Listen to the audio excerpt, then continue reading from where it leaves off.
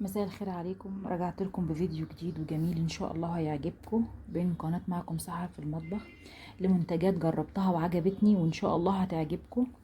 انا بقالي فترة بجرب في الكريم ده اسمه ليف ان اهو زي ما واضح عندكم في الكاميرا.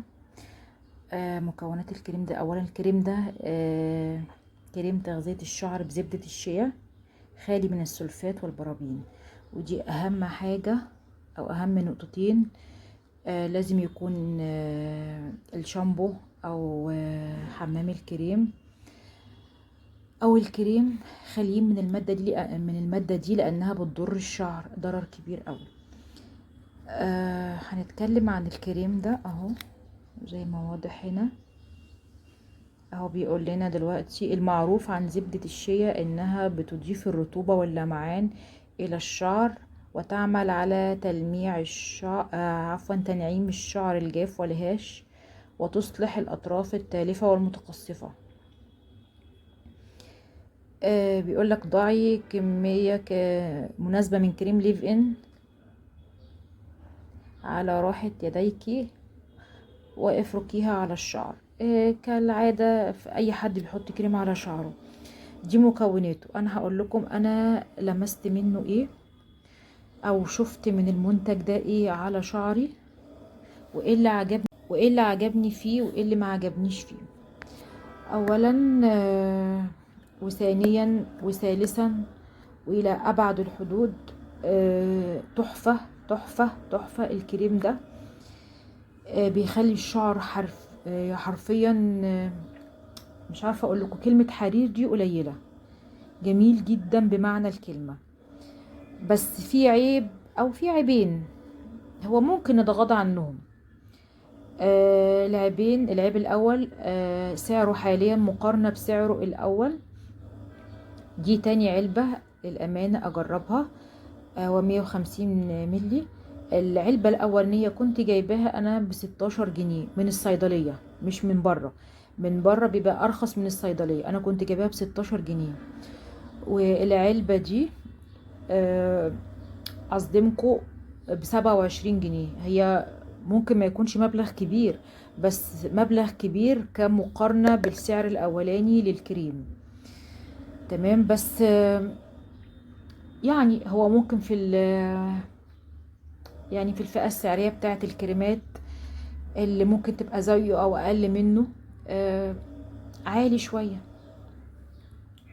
ككريم تجميلي. بس الصراحة هو مش عارفة اقولك كريم تجميلي ولا كريم طبي ولا كريم ايه بالظبط من اللي انا شفت منه.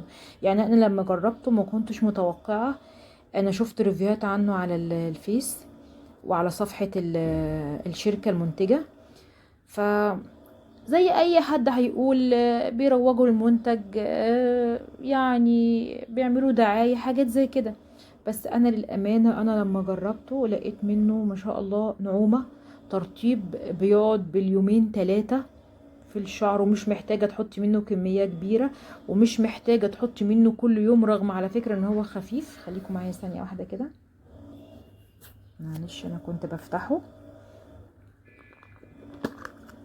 اهو. شكله واضح خفيف بس بيسيب اثر جميل جدا على الشعر. العيب بقى التاني اللي انا قلتلكوا عليه اللي هو يعني لمعته على الشعر ما بتبقاش على طول، يعني مجرد ساعتين 3 او تاني يوم بتلاقي اللمعة اختفت. ده صراحة اللي ما عجبنيش فيه.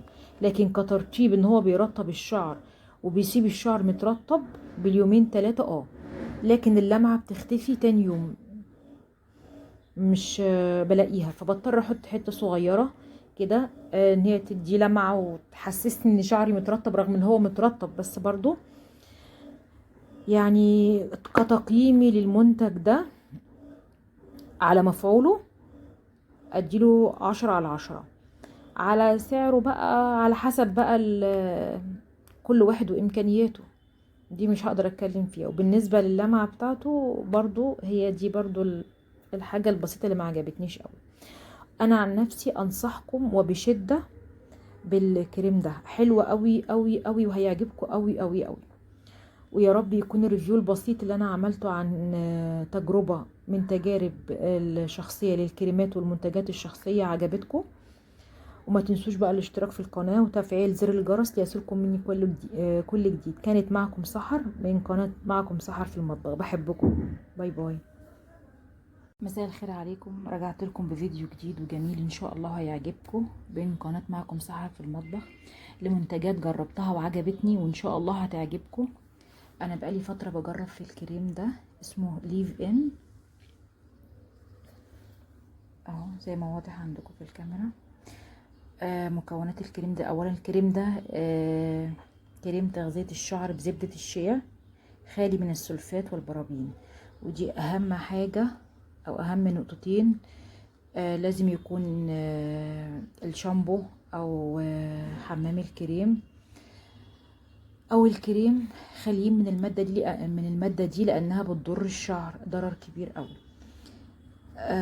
هنتكلم عن الكريم ده اهو زي ما واضح هنا اهو. بيقول لنا دلوقتي المعروف عن زبدة الشيا انها بتضيف الرطوبة واللمعان الى الشعر وتعمل على تلميع الشعر تنعيم الشعر الجاف والهاش، وتصلح الاطراف التالفة والمتقصفة. بيقول لك ضعي كمية مناسبة من كريم ليف ان على راحة يديك وافركيها على الشعر. كالعادة في اي حد بيحط كريم على شعره. دي مكوناته. انا هقول لكم انا لمست منه ايه او شفت من المنتج ده ايه على شعري، وايه اللي عجبني فيه وايه اللي ما عجبنيش فيه. اولا وثانيا وثالثا والى ابعد الحدود، تحفة تحفة تحفة. الكريم ده بيخلي الشعر حرفيا مش عارفة اقول لكم كلمة حرير دي قليلة. جميل جدا بمعنى الكلمة. بس في عيب او في عيبين هو ممكن نتغاضى عنهم. العيب الاول سعره حاليا مقارنة بسعره الاول. دي تاني علبة للامانة اجربها، و150 ملي. العلبة الاولانية كنت جايباها انا ب16 جنيه من الصيدلية مش من بره. من بره بيبقى ارخص من الصيدلية، انا كنت جايباها ب16 جنيه. والعلبة دي اصدمكم ب27 جنيه. هي ممكن ما يكونش مبلغ كبير، بس مبلغ كبير كمقارنة بالسعر الاولاني للكريم. تمام. بس يعني هو ممكن يعني في الفئة السعرية بتاعت الكريمات اللي ممكن تبقى زيه او اقل منه عالي شوية ككريم تجميلي. بس الصراحة هو مش عارفه اقول لكم كريم تجميلي ولا كريم طبي ولا كريم ايه بالظبط من اللي انا شفت منه. يعني انا لما جربته ما كنتش متوقعه. انا شفت ريفيوهات عنه على الفيس وعلى صفحه الشركه المنتجه. ف زي اي حد هيقول بيروجوا المنتج، يعني بيعملوا دعاية حاجات زي كده. بس انا للامانة انا لما جربته لقيت منه ما شاء الله نعومة، ترطيب بيقعد باليومين 3 في الشعر، ومش محتاجة تحطي منه كمية كبيرة، ومش محتاجة تحطي منه كل يوم، رغم على فكرة ان هو خفيف. خليكم معايا ثانية واحدة كده، معلش انا كنت بفتحه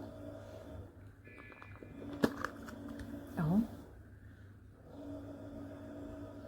شكله واضح خفيف بس بيسيب اثر جميل جدا على الشعر. العيب بقى التاني اللي انا قلتلكوا عليه اللي هو يعني لمعته على الشعر ما بتبقاش على طول، يعني مجرد ساعتين 3 او تاني يوم بتلاقي اللمعة اختفت. ده صراحة اللي ما عجبنيش فيه. لكن كترطيب ان هو بيرطب الشعر وبيسيب الشعر مترطب باليومين 3 لكن اللمعة بتختفي تاني يوم، مش بلاقيها. فبضطر احط حتة صغيرة كده ان هي تدي لمعة وتحسسني ان شعري مترطب، رغم ان هو مترطب. بس برضو يعني كتقييمي للمنتج ده على مفعوله اديله 10/10. على سعره بقى على حسب بقى كل واحد وامكانياته، دي مش هقدر اتكلم فيها. وبالنسبة للمعة بتاعته برضو هي دي برضو الحاجة البسيطة اللي ما عجبتنيش قوي. انا عن نفسي انصحكم وبشدة بالكريم ده، حلو قوي قوي قوي وهيعجبكم قوي قوي قوي. ويا رب يكون الريفيو البسيط اللي انا عملته عن تجربة من تجارب الشخصية للكريمات والمنتجات الشخصية عجبتكم. وما تنسوش بقى الاشتراك في القناة وتفعيل زر الجرس ليصلكم مني كل جديد. كانت معكم سحر من قناة معكم سحر في المطبخ. بحبكم، باي باي.